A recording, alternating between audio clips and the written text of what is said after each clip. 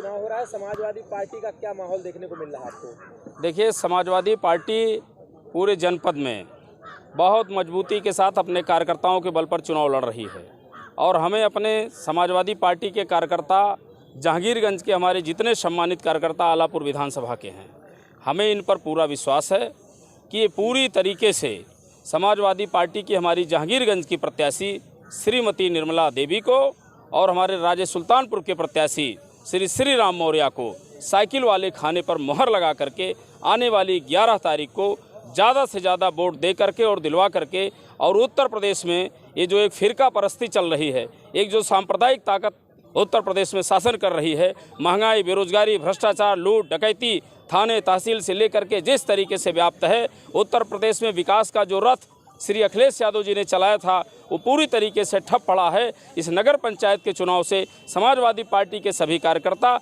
और आम जनमानस, सभी जात धर्म वर्ग के लोग समाजवादी पार्टी के राष्ट्रीय अध्यक्ष श्री अखिलेश यादव जी में विश्वास करते हुए जहांगीरगंज की हमारी प्रत्याशी श्रीमती निर्मला देवी को साइकिल पर मोहर लगाकर भारी मतों से जिताएंगे और राजे सुल्तानपुर के हमारे प्रत्याशी श्री राम मौर्य को साइकिल के खाने पर मोहर लगा करके भारी मतों से जिता करके उत्तर प्रदेश में फिर ये आगाज करेंगे कि श्री अखिलेश यादव जी में सबका विश्वास है और सबकी आस उत्तर प्रदेश के विश्वास श्री अखिलेश यादव जी हैं। इस पर मोहर लगाएंगे 11 तारीख को। क्या कहेंगे इस पर?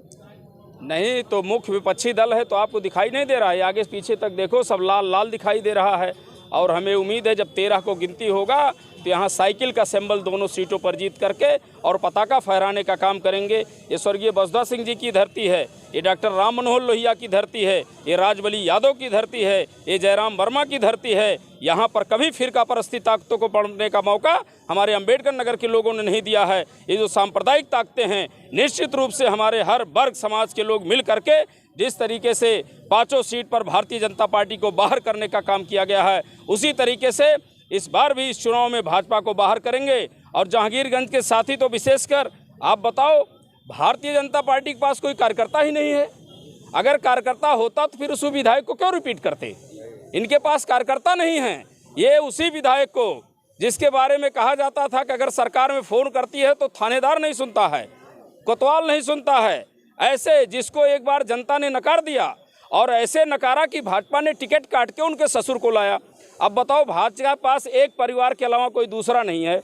बहू विधायक बनी, ससुर को टिकट दिया, फिर कोई नहीं मिला, फिर उसी घिसी पिटे चेहरे को फिर ला करके जनता के बीच पटक दिया। तो जनता ने तो इनको ऐसे धक्के मार के बाहर किया था, तो इन पर कोई विश्वास नहीं जताएगा। और निश्चित रूप से समाजवादी पार्टी की जो हमारी प्रत्याशी है निर्मला गौतम और हमारे राजे सुल्तानपुर के श्री राम मौर्य, इनको हमारे समाजवादी पार्टी के कार्यकर्ता और आम जनमानस जो बेरोजगारी से, महंगाई से, लूट घसोट से, भ्रष्टाचार से त्रस्त है, ये सारे लोग साइकिल वाले खाने पर मोहर लगा करके श्री अखिलेश यादव जी के हाथों को मजबूत करेंगे और स्वर्गीय मुलायम सिंह यादव जी के सपनों को साकार करेंगे।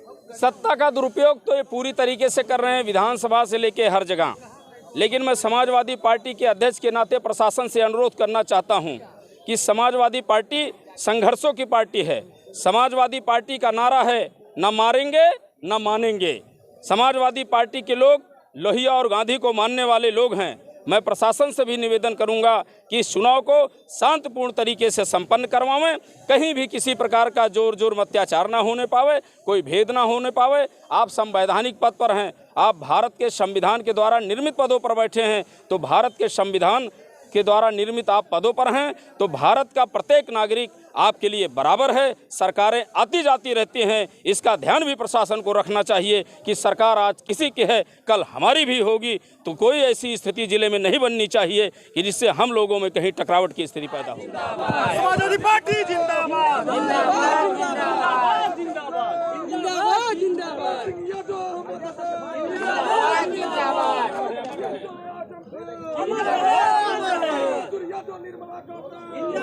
जिंदाबाद, जिंदाबाद।